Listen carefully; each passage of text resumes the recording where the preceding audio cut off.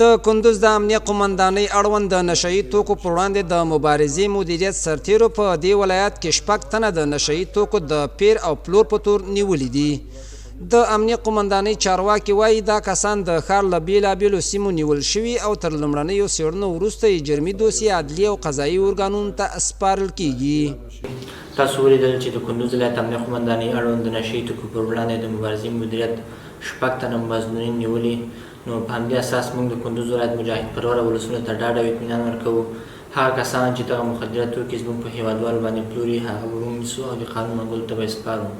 په ورته وخت کې ښاریان د دې ولایت د امنیت په ټینګښت کې د امنیتي پولیسو هڅې ستایي او مجرمینو ته د سزا غوښتنه کوي.